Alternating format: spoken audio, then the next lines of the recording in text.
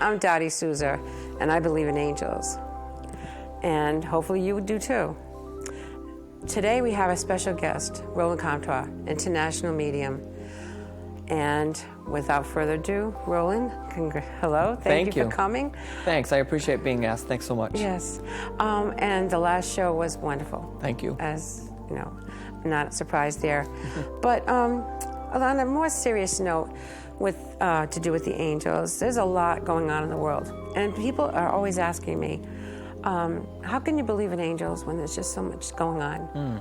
That's a good And so, you being the expert, I thought I would ask you. Well, there is no doubt that we are in strife, that we are in chaos. The world around us is turbulent, and there are terrible things that we're seeing on TV, hearing on the radio. It's chaotic at best. And, you know, because that's going on, that doesn't sway my faith or belief in something. You know, actually what it does, it heightens my awareness to the angelic realm. It makes me more faithful. As odd as that sounds, what it does for me, it allows me to stay very centered and grounded during these particular times. I'm not the kind of angel believer that believes just because there are bad things going on, all the angels are going to come down and clear it up. I don't think that's necessarily how it works. I think how it works is that the angelic realm, or my faith in it, or my belief in it, allows me to be centered, to stay focused, to stay prayerful and thoughtful, kind, conscious, conscientious, compassionate. So I don't think that the angelic realm just wipes something away because it's happening. I think what happens is it causes me to take action. It makes me take action in some way. And so with the world as it is, and you know, you look at it, it's crazy out there. And it would be very positive for someone to put in their spiritual practice a little bit of angelic communication, or a little bit of prayer or meditation, things to really ground their energy, to get very, very centered. Because you know, it's easy to be pulled off track. Right? I mean, you watch something on the news, you could get sidetracked and really get off the path a little bit. But I think what this does, believing in this or believing in something, allows you to just stay right in the center, not ignoring what's going on, not oblivious to the world around you, but really staying centered and proactive within yourself, because that gives you the ability to be a channeler, to be an advocate for something positive, because we know the angels represent positive energy. Definitely. And I find for some people that come to me, they're at the bottom of the barrel. Yeah. And it's so hard for them, and I'm trying to tell them, you know, call in your angels. Yeah. You know, pull that power that's within you. Pull it out. It's there. You just got to bring it out. But it's so hard because they're in such turmoil. Maybe they did call their angels and found you. Maybe you were the instrument. Maybe you were the one, right?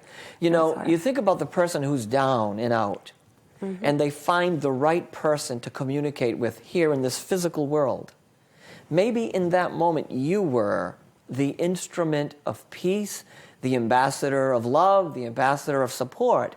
Maybe you were the angel in that particular moment of time. You know, I understand what you're saying, because when people are down and out, it's hard to lift yourself out. Stop for a second, right? Just everyone stop. Haven't you been down and out? I've been down and out. People who are listening or watching this have been down and out. What do you do in that moment? You find a way to take a step out of that space. And I believe that someone coming in to see you or visiting you, the second they're there, they made that moment happen. They co-created that moment. They manifested that moment. And you end up being the instrument, the angel, the energy, the love, the support that one person needs. You know, that's really what the angelic world represents.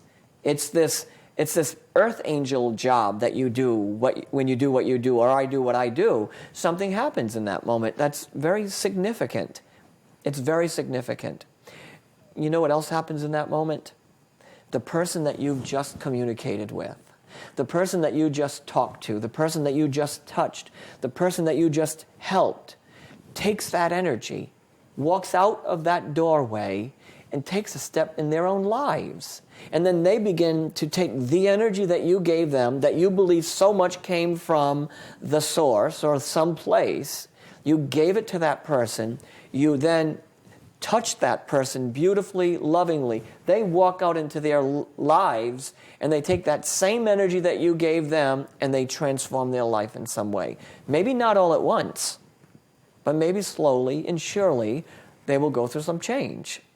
I never thought of it that way. I think that's how it works. That's amazing. You know, I think there are earth angels walking around all over the place. You know, what about that guy who helps an old man cross the street? Isn't he an angel? Isn't he a medium? Right? If we talked about a medium and an angel, right, they kind of go hand in hand. The medium is the intermediary between two places. The guy walking the old man across the street is acting as an angel or a medium or a channel or a somebody, a kind soul, helping someone find their destination. That's important. We have to recognize those moments in life. You know, that moment that you did, what you did, caused that woman or that person to do what they do, and then that energy now goes to somebody else, and they do what they do, and all of a sudden we have this beautiful ripple effect of compassionate energy that started with you saying, I'm here for you. Oh, wow. I'm sure you said, I'm here for you. I'm sure you said that. Yeah. And I'm sure that people watching this show said, I'm here for you. And because of that, it starts it all rolling. It gets that compassionate energy moving again. Was the source of that moment the angelic realm, the angels? Was that source from that space? You know, I would say yes. I would say absolutely yes. Wow. Never thought of it that way, but that's a nice way to think. That It's is a good really way to good. think. Yes, definitely. Yeah. It feels good when someone comes in and I've spoken to them for a while and then they leave and they're a little bit happier. Yeah. I do. It makes my day. It does. And what do you do with, so, you know, look at it from your vantage point. You then feel like you've contributed, actually you contributed to the human race. You contributed to human kindness, because human kindness then expands where we are. It expands who we are. So you've done something very amazing in that moment of time. You transformed. And then you took a step forward and then you felt better. You know, and then you took that energy, passed it on to somebody, and then all these things are going on. Things happen that we can't even see, right? True. Things are happening that we can't see. But you get these, what I call soul senses. You get that, that kind of gut feeling that something's happening. You have these tingly sensations that come over you. You don't know why they're there. Some people even smell things and sense things and all kinds of things happening. So in that moment, that human kindness expands our soul senses, awakens who we are so that we can take the next step on our journeys. Amazing. Now, when you do your channeling for large audiences, I've always wondered, you got all these people speaking to you at once. Yeah. How do you feel, how does it feel within you? Well, you know that feeling when you're at the mall, it's it's 4:59 p.m., Christmas Eve. You are at home and you forgot to get your husband this beautiful gift he wanted. So you decide to get in your car, you drive. You now are in a line of thousands of other people who are in the same predicament that you're in. Oh, yeah. You finally get to the mall 2 hours later. You feel anxious and restless and all these things are happening. You walk into the mall. You can hear the sound of the bell of the Salvation Army thing going on and on and on, asking for money. You can hear people fighting with each other because they're all in a rush, and you can hear the voices of kids crying because they're exhausted that their parents took them to the mall, and all this energy is going on. And then you hear the announcements over the intercom that say, we're going to be closing in 10 minutes, and you feel like you're rushing and you got to get somewhere. And then there's this tiny little voice. And this voice says, help me find my mother. Tiny voice. And you have to stretch yourself to hear it. You have to calm yourself to feel it. You have to believe in who you are and what you do to recognize it. That's what it's like. You know, if we had a room right now full of 1,000 people and they all yelled, "I love you" at the same time, it would be this big sound of energy just moving through the space. With all of that, you have to find that one voice that says, "Tell my mom I'm okay." Whatever the voice is. Or tell my daughter something that she needs to hear. That's what it's like. It's what it feels like inside. It's all moving at one time. Wow. Another thing that I come across at my place is a lot of children are awakening, teenagers. Yes. And I try to be careful as to how I present it, because teenagers, of course, you know, you're an old lady and you got a teenager in front of you. You're going, really? You're going to call in the angel? Really? Yeah.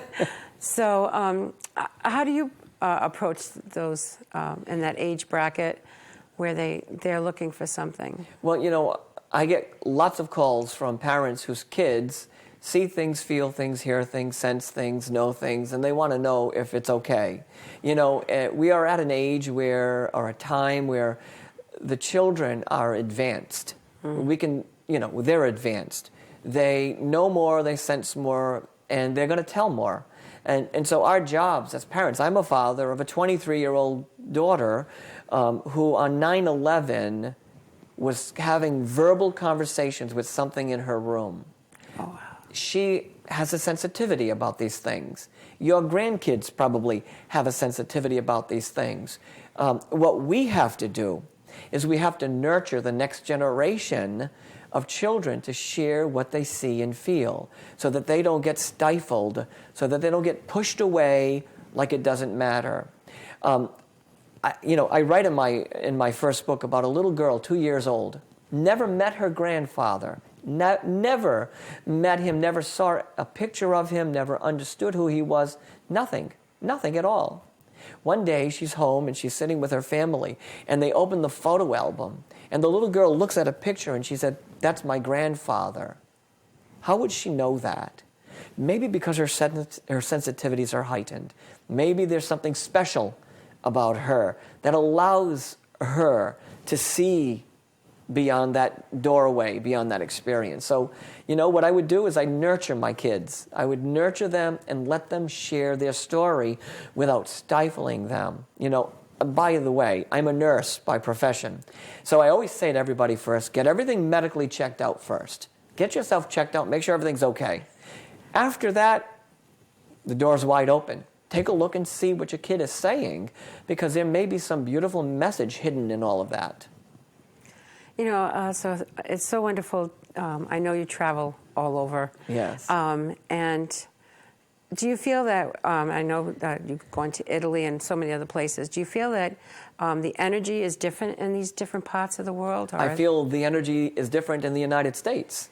Yeah, I go from Rhode Island to Florida to Oregon to New Jersey to Delaware, wherever I'm going, there's a different wave of energy just alone in this country. Wow.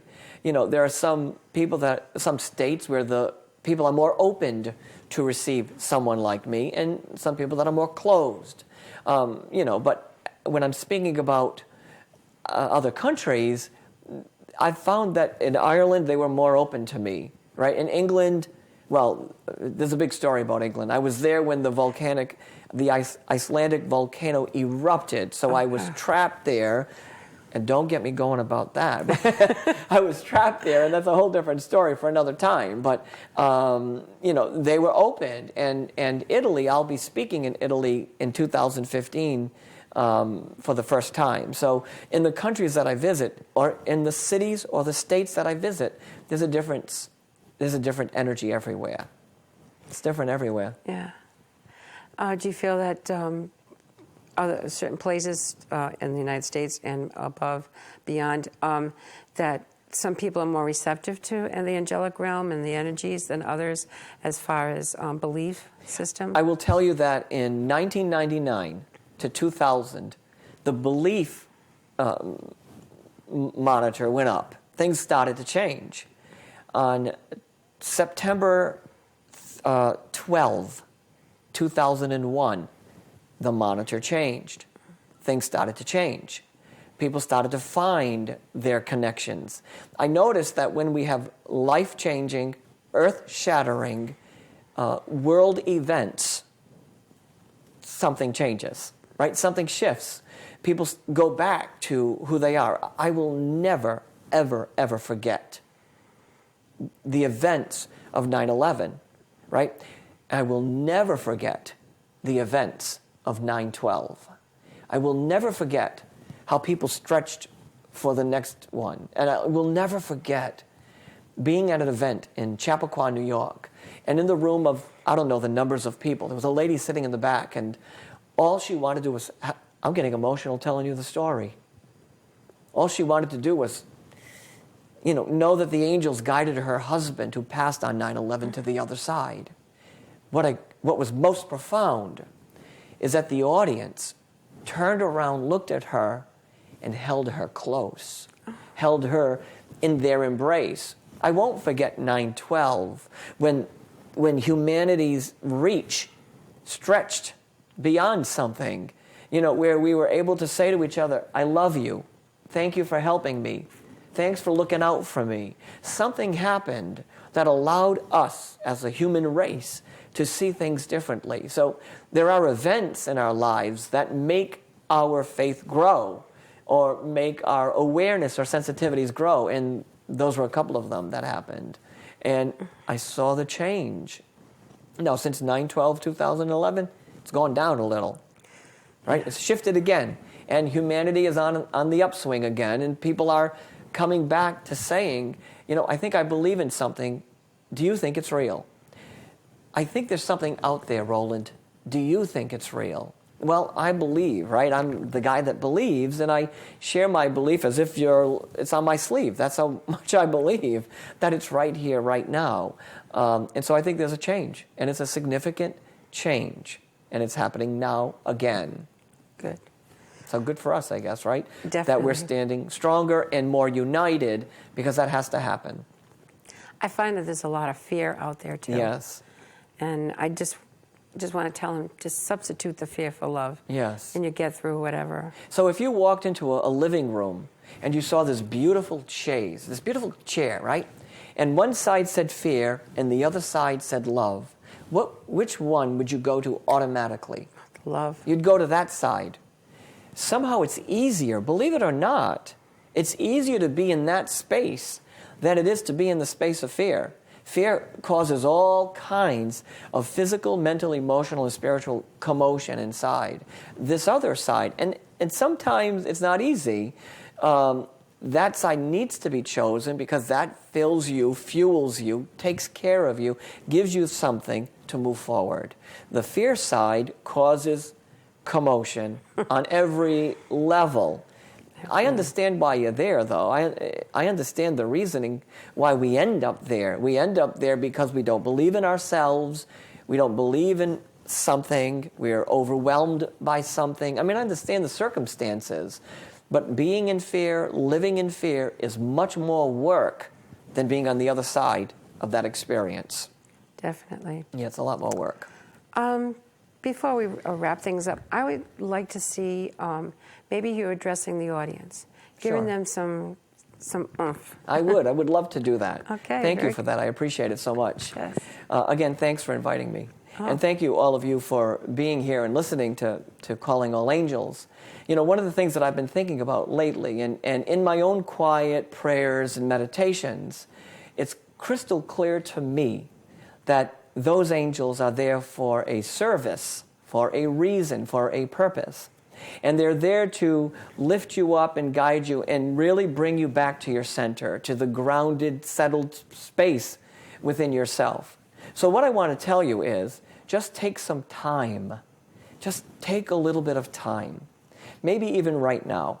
Some time, quiet time, settled time, peaceful time, and just be present with yourself. I know, it sounds a little eerie, fairy, a little metaphysical maybe. But I think sitting with yourself, by yourself, in the sacredness of yourself can do something for you. It will give you a chance to breathe. It will give you a chance just to be. And in this day, I think it's necessary. So all of my messages are about just being quiet, settled, peaceful, and doing it right now will serve you very well. Thank you. Oh. Another wonderful thing that I know about you is that you have this wonderful sense of humor. Okay? And people love that. Most people. Yeah, My most daughter people. thinks I'm crazy, but that's all right. Well, Yeah, my daughter thinks I'm crazy too, so it's okay. But it does help. Again, during presentations and all that, everyone thinks that, oh, we're going to go see Roland. It's going to be sad, and it's going to be. But I've seen you through their people that are coming through, and some of the things are downright funny. They are funny. It's not like the other side is like, oh God, I can't get up. And I've never heard and never felt actually the other side say to me, you know what? When you go into that room, into the stadium theater, and there's 800 people there, why don't you tell them all to be depressed? Now that doesn't make any sense to me. Exactly. They wouldn't say that. It's not what this is about. Yeah. And by the way, if you want to feel can I say one other thing to your audience? Yes. If you want to feel your angels, you have to live. You got to be right here. You got to be right here. If you want to feel them, right, you got to be here. So address what you're feeling inside. If you're depressed, it's okay. Work it out. Figure it out. And I'm not saying any of these things are easy, but I've never, ever, ever in all these years heard the other side say, be depressed. Don't eat. That's our human condition. It's what we're going through. And we got to give ourselves a break. We got to take care of ourselves and work it out. So there is humor, and sometimes the humor is very strategic, because I know when the room is getting very weighted with grief. So they bring in a little light, a little humor, a little energy to make it a little better. Oh, I got that. I figured it out. I feel that. But it's not somebody saying to me, make them sad. It's make them live. Do you know why I channel messages? I don't channel because I talk to the dead. I talk to the living so that you can live through your grief and your loss. That's all I do. That's all I'm doing. And I'm going to continue to do it. And you do such a wonderful job in doing that. Thanks. And you've helped so many people. So many people are grateful for what you've done. And I'm, again, so happy that you came by. Thank you. I know that you have a very busy schedule, and I really do appreciate the fact that you stopped in to let our audience know a little bit more than what they started off with. I love that. Thank you. Okay. Thank you all for joining in again at Calling All Angels. If you have a question for either myself or Roland, you can write to callingallangels444@yahoo.com, and we will answer as quickly as we can. Remember, as Roland has said, have it here. Believe in yourself. Believe in them. And yes, they don't want us to be sad. They don't want us to be depressed. So sit back and enjoy. Bring the joy back into your life, and that'll give them joy also. That being said, thank you, love you, and take care.